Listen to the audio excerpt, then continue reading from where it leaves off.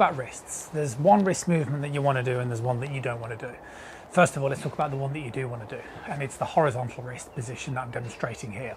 You need to introduce an element of what's known as wrist hinge or horizontal hinge of the wrist, of your trail wrist, at some stage, either from the takeaway position or up to the top of the backswing, because it keeps the club shaft on plane. And what that basically means is my club shaft needs to point down towards my target line to be on plane. So if I took hold of the golf club and I swung up to the top in the wrist hinge, you can see how the club would end up looking. That's what we need, okay? That's absolutely key. Now, whether you choose to do that in the first 6 inches, whether you choose to do it later, doesn't bother me when you choose to do it. I'm just saying that it needs to exist, and then therefore it needs to be retained coming in towards the downswing position. Let's talk about the vertical wrist position, because this is one that often I think causes a bit of misconceptions. So with golfers that I work with that are of a higher level, so should we say more inconsistent, higher handicap, the big difference is there's just too many moving parts. Okay, and one of the things that happens with a lot of golfers is excessive bending of the arms and excessive use of the wrists. And I mean this from a vertical perspective. So this gets classed as like a wrist cock or a radial deviation, which is this movement. Now, I'm going to use the rope drill.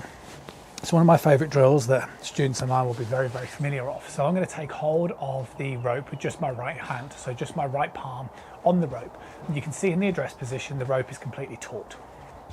Okay, as I take it back, there'll be a little bit of that wrist hinge, like I said, and then from there, a little bit of upper arm rotation and takeaway. So there's no vertical action of the wrist at this stage.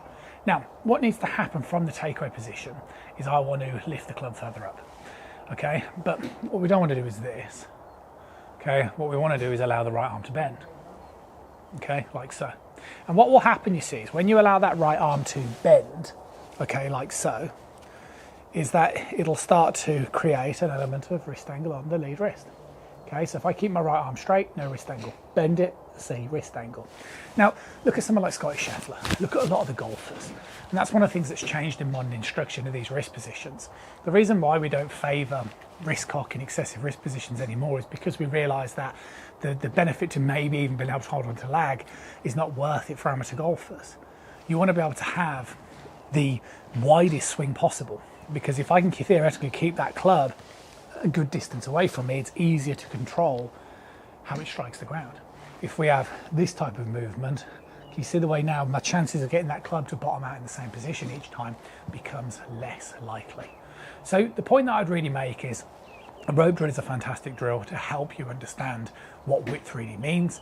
Another thing is that you don't need to consciously introduce wrist cock. So there's no stage do you need to try to set the wrist in the backswing position. You can swing comfortably without doing it at all. I'll see you soon.